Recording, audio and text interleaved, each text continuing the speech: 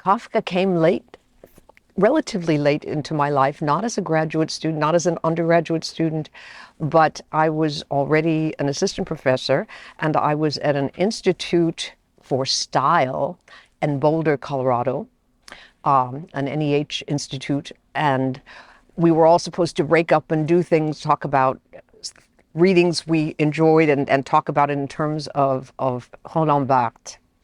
And at that particular time, SZ was very important.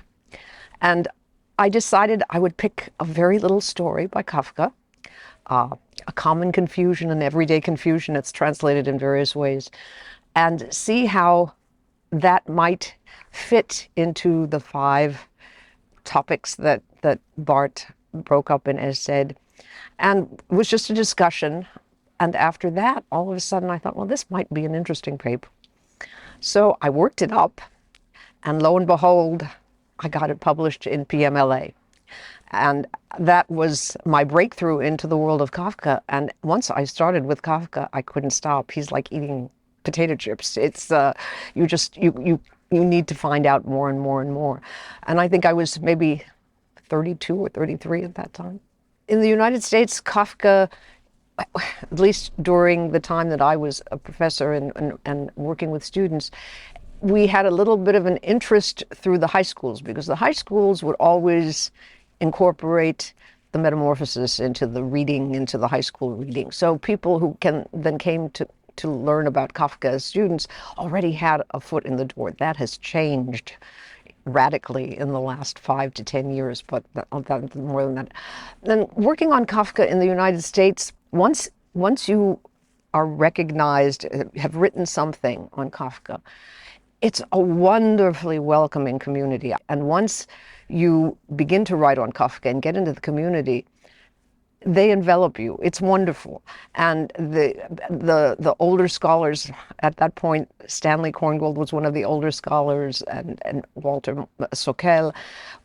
Once you write on Kafka, they just invited you into the community, and it was a wonderful experience for a young scholar. And it continues to be that way. I think the Kafka community is so welcoming and so encouraging, and that's rare.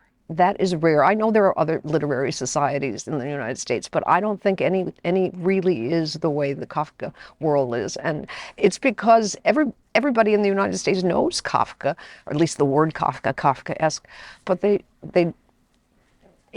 there's something intriguing about Franz and all of his life, and it's very nice to work on Kafka in the United States.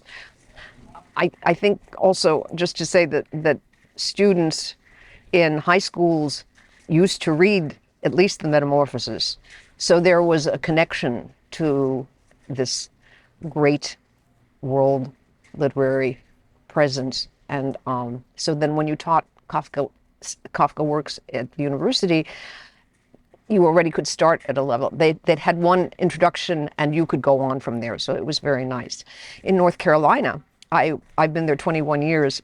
When I came, one of the most wonderful coincidences was that at the 3 universities that we have in the Triangle, at Duke there was James Ralston, and at University of North Carolina, Chapel Hill, there was Clayton Kelb, and those 2 were big names in Kafka studies, and the 3 of us would get together for lunches once a month and talk about things. And we planned the Kafka conference of the Triangle in 2009, I believe. That was for his 125th birthday.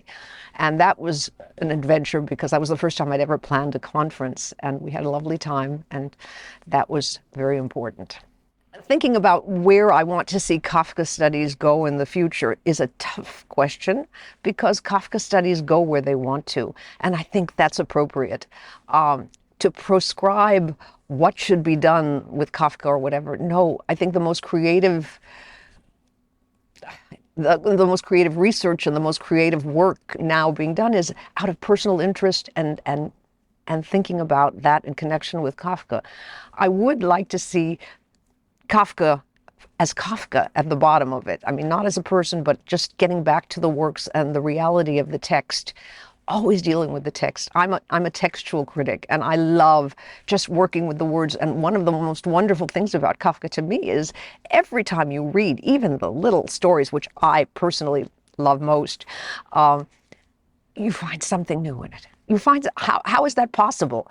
It's possible. And so Kafka studies will go where they want to, is what, and they should, and I wish them well.